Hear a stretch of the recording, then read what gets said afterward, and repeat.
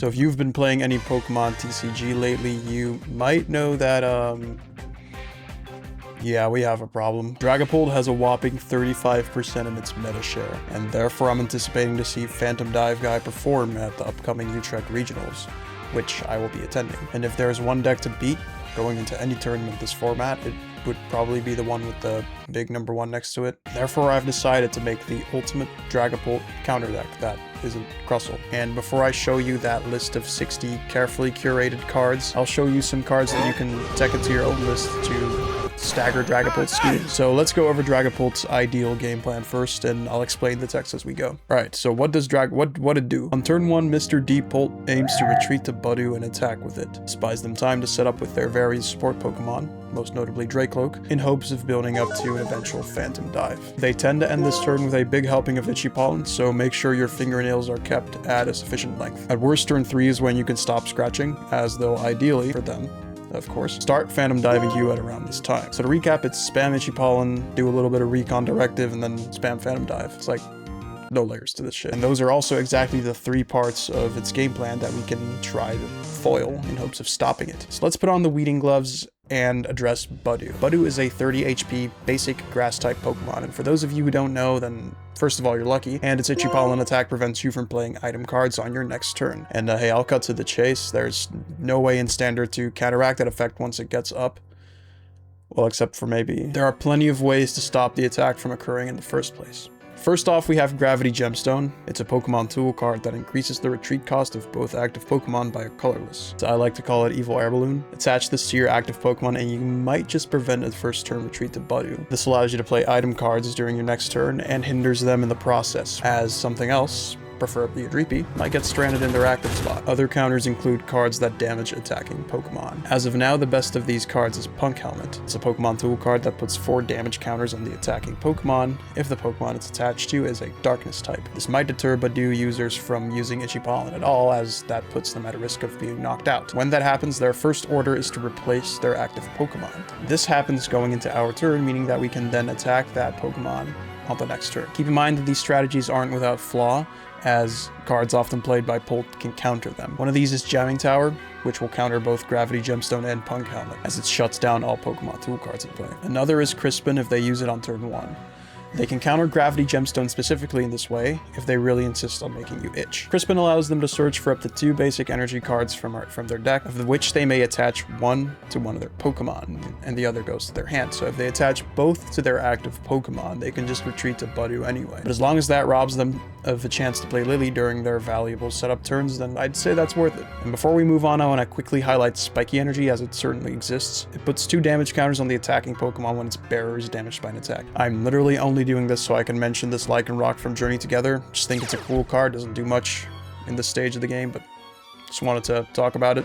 Anyway, one of the a lot of best things about Budew, it's like an entire list, this card is broken, is that the attack can be used for free. We currently have only one, albeit very spicy way to increase that attack cost early game, and that is through Antique Root Fossil. As long as it's in your active spot, its ability Primal Root makes attacks used by your opponent's basic Pokemon cost their colorless energy more. And you might be saying, but fossils are bad. And Fossil Excavation Site replied, hold by beer. It will be released in the upcoming Japanese set Abyssai on May 22nd, which will become part of our Pitch Black set releasing on July 17th. But I want it now!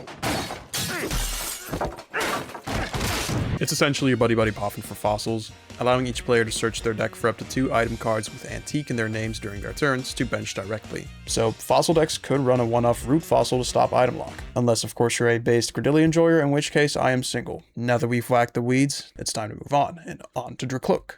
The main reason it's a threat is Recon Directive, as it helps the Dragapult player see more cards to advance their game plan. And of course, there's also the fact that it evolves. Why would we bother with lackluster ability lock cards like Fluttermane or Evo locks like Bronzongs if just KOing Drakloak solves both of these problems? No need to overcomplicate anything here. And any gust card will do, really. Just bring that John up into the active spot, smack it in the face, and make sure it actually dies. It's important. Pult's various builds do employ a slew of other support Pokemon though, those being Noctowl, searching for 2 trainer cards when played from hand as long as they already have a Terra Pokemon in play, which Dragapult happens to be. My goat, the Dunsparce, and hey, excuse him, the bills are getting a little bit high can see them 3 additional cards, and of course Meowth-ex can search for a supporter card when it is played from their hand. All of these Pokemon have one thing in common, and that is that they're all colorless type Pokemon, so slap down that Team Rocket's Watchtower and pray, baby. It shuts off the abilities of colorless Pokemon, including your own.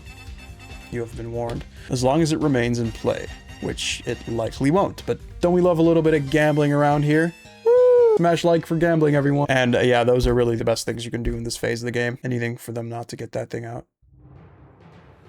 But even if they do, don't fret. We've got options. And the first one is to trade blows with it. And the premier contender for this role is none other than Dragapult's all-time biggest op, Lillie's Clefairy EX. This card was quite literally designed to counter Dragapult-ex, as its Fairy Zone ability rectifies the Pokemon TCG's biggest mistake, removing Fairy type, leaving Dragon Pokemon without a weakness. Because seriously, who thought this was okay, man? Like, and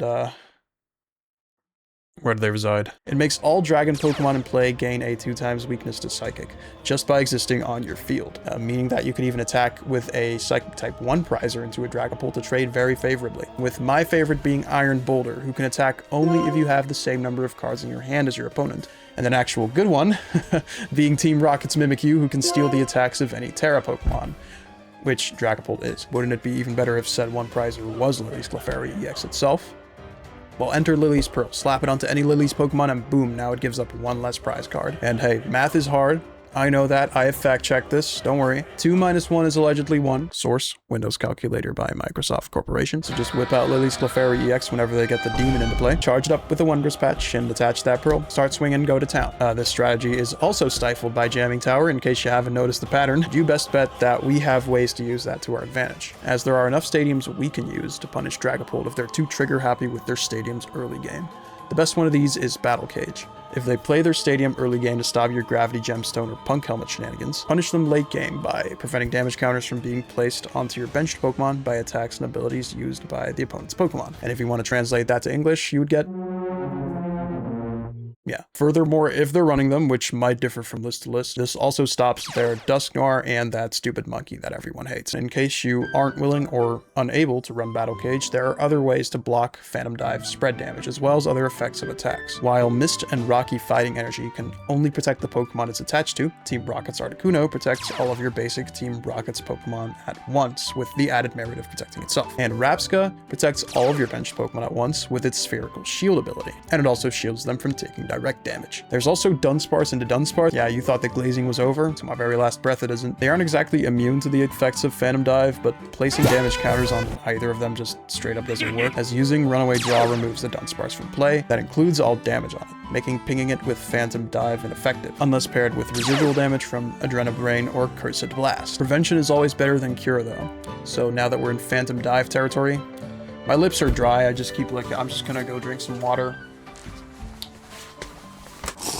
Prevention is always better than cure, though, so now that we're in Phantom Dive territory, you might want a way to stop it from occurring at all. And a card like Nighttime Mine could sort you out here. If they're already down a good amount of energy from attacking on previous turns, or say from retreating under the lock of a Gravity Gemstone, any takers? They might get trapped in the mine late game, which puts you at a significant advantage. It increases the costs of attacks used by Terra Pokemon by an additional colorless energy, so now they suddenly can't Crispin to charge up Dragapult in one go, and they have to forego attachments on things like Monkey Dory. And let's also mention that it helps against other Terra decks. It certainly does that. And given that I mentioned the upcoming set Pitch Black earlier, I can quickly go over the new Bastiodon card. Ancient Bulwark prevents all damage done to all of your Pokemon by attacks used from your opponent's Pokemon that have 2 or fewer energy attached to them, as long as it's on the bench, which you can get around by just playing 2. It's no rocket science. Phantom Dive costs 2 or fewer energy, namely 2. I can't really quote Windows Calculator here, you're just gonna have to trust me on this one. Bastiodon's ability forces the Dragapult Dabblers to attach an extra energy in order to deal damage, just like Nighttime Mine does. And furthermore, if you look under Bastiodon, Shieldon has an attack that discards an energy from your opponent's active Pokemon. Full stop.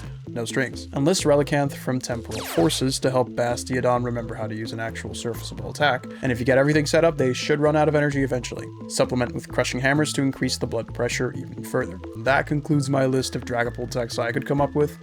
If you happen to know any more, drop them down there. It's completely free. Now to show you the Dragapult counter deck. Here's the list. Our plan is to use the Dunsparce engine to draw a bunch of cards, so we can easily load up Lillie's Clefairy with the help of Wondrous Patch when Phantom comes to dive. Dunsparce and the Dunsparce are also the perfect candidate to hold Gravity Gemstone, since using Runaway Draw removes the Dunsparce from play.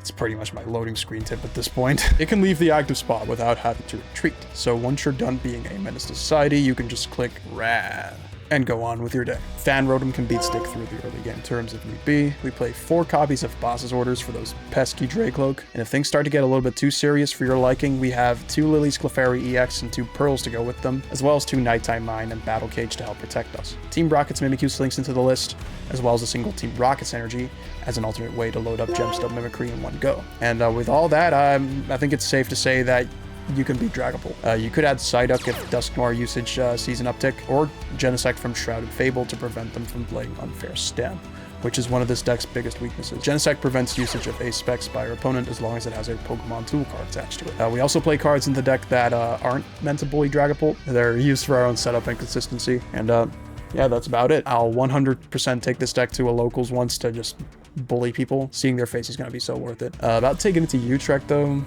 35% is a lot of percent though.